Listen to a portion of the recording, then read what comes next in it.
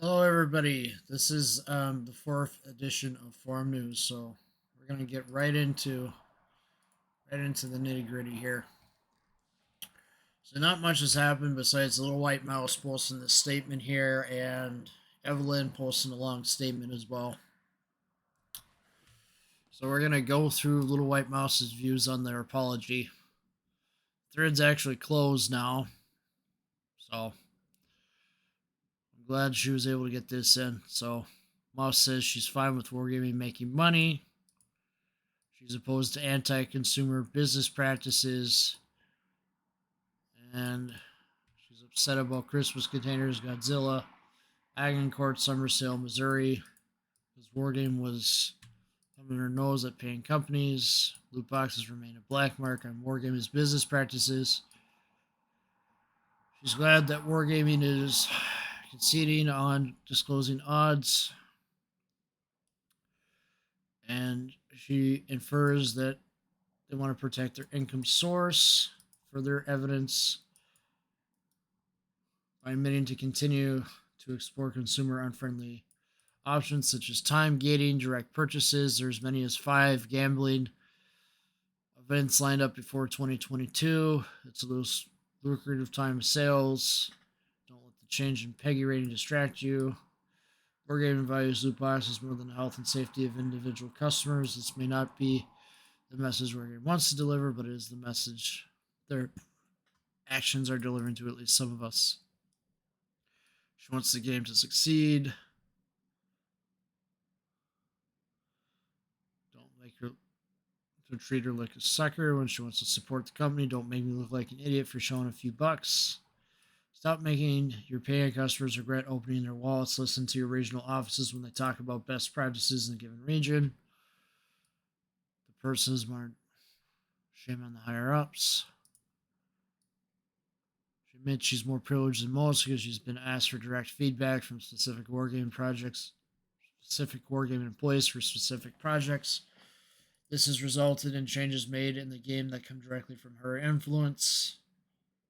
Her voice mattered when it was sought out. When it wasn't, it was lost in the crowd. Wargaming is inconsistent with what they want in terms of feedback.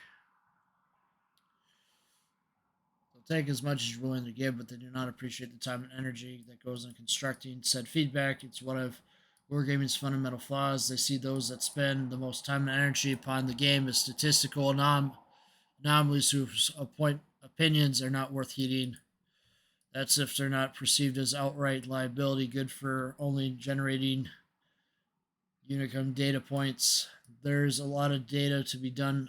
There's a lot of work to be done to correct the course with courting players for feedback. Players do not feel their voice matters because Wargaming has been telling them it doesn't, all while insisting more gets submitted. This leaves players and testers confused and disillusioned as we're treated like robots or faceless clones mocked for our feelings. Play games, generate forms, fill out numbers, but don't expect your words to change anything. Odds are yours won't be plugged out of the pile, and it's doubtably unlikely what's written and what will be considered worth heeding, so why waste energy? Cynical as this sounds, this is a kind of expectation Wargaming needs to be upfront and setting. If they're going to heat map results looking at popular sentiment rather than expert sentiment, fine, just be upfront about it and reinforce that constantly. Communications. When faced with the problem, Wargaming needs to listen, empathize, and take ownership of the problem.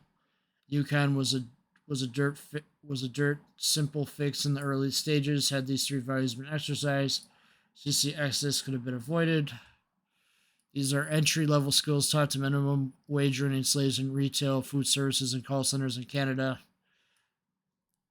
Maybe higher ups should spend a couple of months waiting on tables or taking calls about cellular bills. Listen, empathize, take ownership of the problem. Final thoughts. I'm glad that Wargaming has apologized to the community. I'm bothered that it took them so long. Bothered that their first take was a passive-aggressive mess, but I'm glad they finally got around to putting this together, coupled with them taking time to answer comments and take time over Discord. It's nice to see them stop self-sabotaging. Hope it continues. Overall, these promises don't mean much. Last promise, says I was handed, we're good for 6 weeks, and I'm not optimistic given how slow Wargaming is moving and how little they appear to understand the underlying issues. that predicated this whole mess. It's hard not to feel bitter. Then they haven't yet made things right.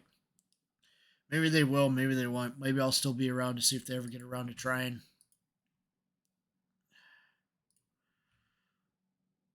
Like I said, they closed the post. And basically, this wargaming guy says they can't disclose their rates. Well, they could, technically, but they don't want to because of China. They don't want to do it because of risk. Let's say it carries risk for the game, multiple processes involved. Efforts with China with partner company do play a role. We will not skip these steps. This does not contribute to the health of the product. They take into account all aspects of making the decision. Any players are saying we can go back. I wish we could go back to 2016. Talks a little bit about the past. Players complaining about regions, how some will get better rewards than others. They're committed to having the same content across all of them, with minor exceptions for events. Includes drop rates. Do we do it because players are complaining? No. Do we remove all differences? No. Probably differences in China because the laws over there operate differently. Did we address the pain point of the global community? Yes, I believe we did. Our commitments are aimed at achieving the result. Addressing concerns or directly where possible, find a middle ground. It's not possible. No, they're basically holding off because of China. That's their excuse. Maybe there is some laws that we don't know about it as the average player. So we're still having to wait until 2022 to see them actually drop the odds out there at the earliest. They're taking feedback in. Our best to explain our thought process as well as your feedback that fits into decision making. Will not abandon core balance principles. Talks about how we have strong opinions. Changes specific are telling us to roll back to a previous state. And he says we'll have to disappoint players because they won't be able to fulfill expectations. Says I'd rather say that now than be accused of lying to players. I will not go deep into details of operational or business practices, monetization because they're sensitive information. Some areas are close to player experience. We're happy to tell you more. And some less. This is normal business practice. Even if you're a part. Many of you would like to know everything, but it's not a reasonable expectation. Well, maybe not for a private company, but if they're still listed on the Cyprus Stock Exchange, they would have to disclose some of these details to investors, which is probably why they stopped being on the stock exchange in Cyprus. Would make a lot of sense. Instead, we see players as numbers. Certainly data and statistics. We don't see players as numbers within relationships that we have with you. Real humans are keyboards. It's important that our mutual expectations. The Russian respect thing again here that I chase gaming points out in others. Players feel like co-developers. Really, they kind of spent a good 16, 20 months, I almost want to say, on Yukon, and you still haven't done anything for them. At least nothing that we're seeing publicly. Clarify our relationship. Where do we go from here? We'll start working and continue talking. NA team understaffed. They're working on remedying the situation. Look for feedback sections in the future. The fact that we need a long time to take. It says no, the fact that we need a relatively long time, months, to make a change doesn't mean that we will rotate a significant part of our audience in that time. That's not how the cycle works. We'll rotate mostly new audience. Will try the game for a while and leave. Well, probably because your progression is too long for people these days. Your progression needs to be faster while still keeping the game enjoyable for others at the lower tiers. Talking about how they remove signals to more accessible medium, while achievements by their nature already reward themselves. We didn't anticipate that people would be upset about it too much. Since this is the case, we'll start looking into attaching other rewards back to achievements, hopefully some steel or research points, I would think. I believe they've solved the situation with Missouri by bringing the credit mission up to 30%. This is for players that own Missouri before 10.7, obviously. Talking about new lines.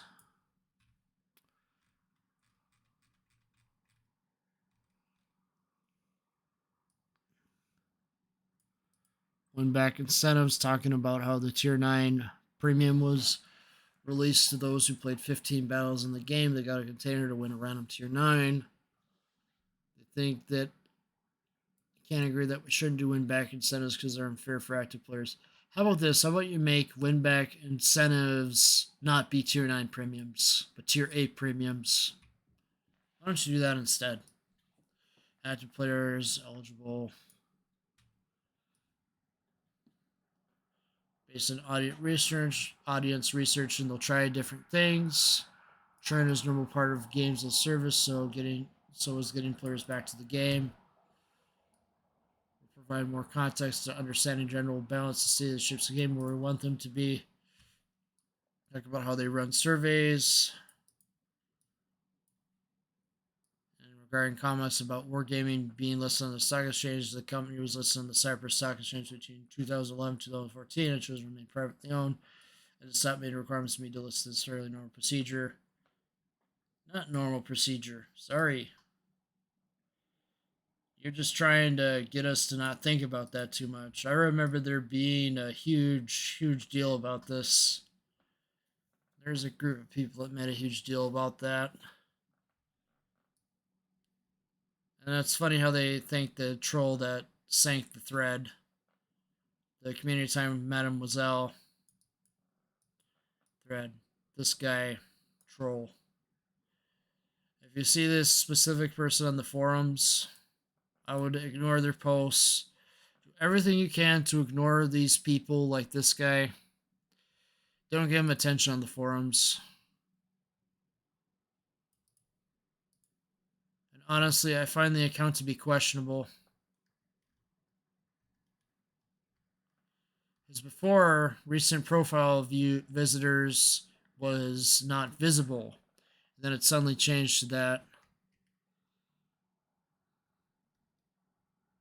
You can see some of the comments here that they said.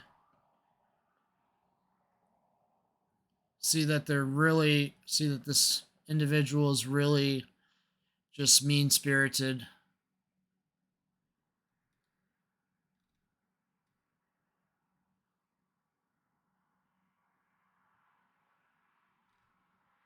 I find it funny that this person's posts are mostly to the community time with Evan and Mademoiselle, and they really have not done any significant posting since then, but other than to say thank you. So I'm gonna guess this person's probably gonna sit there and join the wargaming shill community.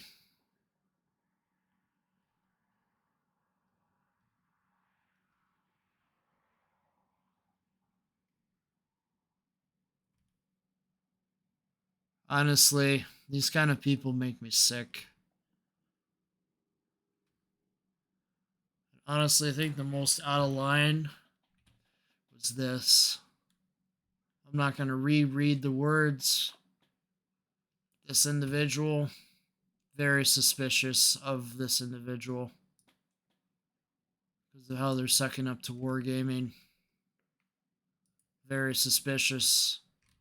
Could be a wargaming in play, could not be. I don't know. I just find that to be suspicious. Considering that that all their posts were about derailing that thread for that community time, I'm really suspicious of that. If somebody actually knows what's going on with that individual Maybe leave clarification in the comments below on that. But I want to thank you all for watching today. Hope you all have a great day. Thank you.